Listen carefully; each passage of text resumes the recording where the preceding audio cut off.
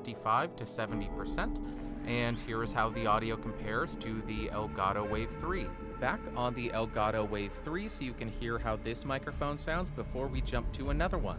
Now I'm speaking into the Audio-Technica ATR 2100 USB, which is a USB dynamic microphone. My gain on the computer is set to 100%, and here is how the audio compares to the Elgato. Back again on the Elgato Wave 3 so you can hear the tone of this microphone before we jump to another one and record that. Now I am on the Rode NT USB Mini.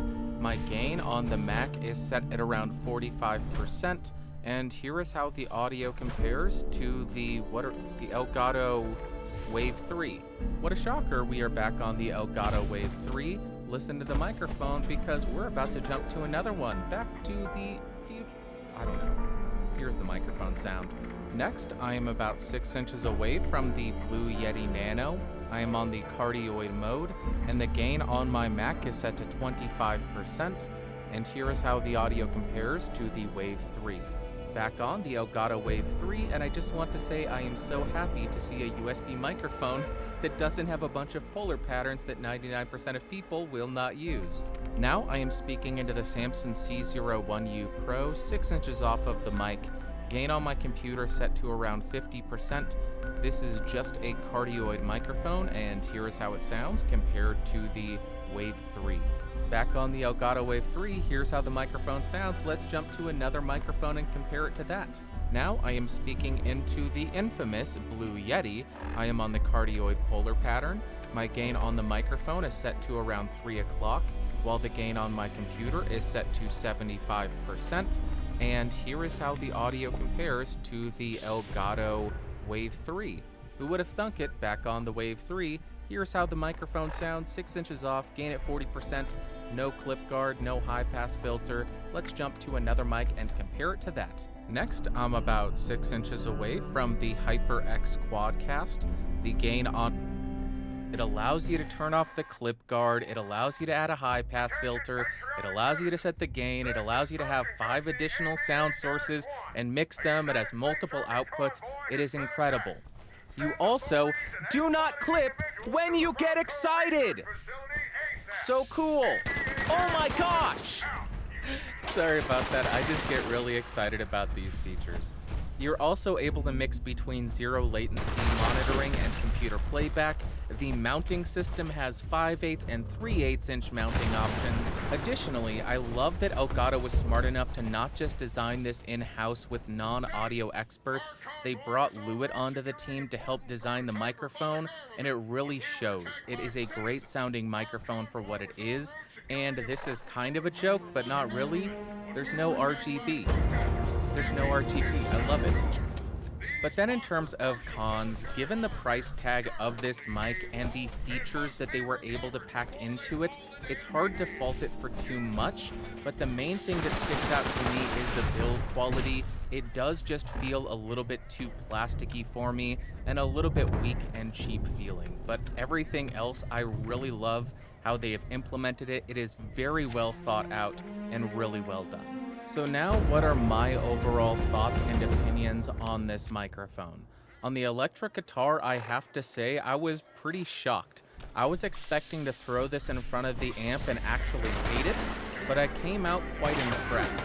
The top end of this microphone was smooth and non-fatiguing. Even when I got to the upper register of the guitar, the midsection was nice and controlled, but then when we got to the lower frequencies, it did get a little bit loose or undefined, and I wasn't terribly impressed with the sound quality in the lower bass frequencies. Then for acoustic guitar, what I heard was a very punchy midsection. The top end was nice and articulate, but again, not too fatiguing. But then when we get down to the lower frequencies, to sound a little bit repetitive, it gets a little bit loose sounding and a little undefined, but overall, pretty good on the acoustic. Then for singing, the midsection was very smooth and refined. The top end was clear, but it wasn't overly bright or brittle or harsh or shrill. And the low end was nice and controlled. When you get right on top of it, it doesn't get overly boomy, but they do have that low cut filter or high pass filter if you do want to eat the microphone. And lastly, for spoken word, out of all of the USB microphones that I compared it against, I think it came across as the most balanced. The top end was not overly boosted, it wasn't sibilant, it wasn't sharp. The midsection wasn't overly nasally, like this. It didn't have any of those frequencies. The lower frequencies were not muddy, although it does seem like there's a pretty aggressive high-pass filter below 100 hertz, so you can't really get that really authoritative voice. So if that's what you're looking for, if you want that really bass-heavy voice, you're not going to get it out of this mic. But as a spoken word microphone for streaming, I think it comes across rather balanced and unoffensive, which is pretty important if you're doing really long streams and you don't want your viewers and listeners to say, "Oh my god, that hurts my ears." It's not going to cause that. So would I recommend the Elgato Wave 3? Yes, I would. I think that this is one of the most well thought out USB microphones that has come out in quite some time. And this microphone embodies everything that I have been screaming about for the last couple of years. Instead of a company investing all of their money and cramming a bunch of features and capsules and polar patterns that the majority of their customers do not need, use that money to develop a single really nice sounding polar pattern and a feature set that is designed specifically for your customer. And for streamers, it seems like Elgato sat down and said, what do streamers need? Okay, let's do that. Let's not do a bunch of other unnecessary crap. It really is amazing what you can do if you know what your customers want. I'm truly impressed with the feature set that they have here. Really, really well done. But also, I was quite impressed with how good this thing sounded on the electric guitar, the acoustic guitar, and for singing. Now, it wouldn't be my first option or first microphone pick out of all of the gear that I have, but if you're a streamer and you're getting this to stream with, and you also want to record some music at home, I think it's a perfectly fine option and you can get some pretty good results. So there you have it. I think that's going to wrap up for today, but like I always ask, I want to hear from you. Which of the microphones that I compared it against did you like the best? Do you agree that the Elgato Wave 3 is a really nice sounding microphone? Or do you prefer the Blue Yeti or the SM7B or the Q9U? That's not out yet. What's the one? The ATR 2100 USB. Let me know in the comments down below. If you found this video fun, interesting, or helpful, go ahead and give me a thumbs up. If you hated it, give me a big old thumbs down.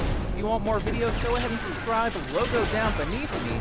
And if you want to support the channel and become one of these amazing people over here, you can do so by clicking that join button and joining at the $5 tier or higher. It really does help me.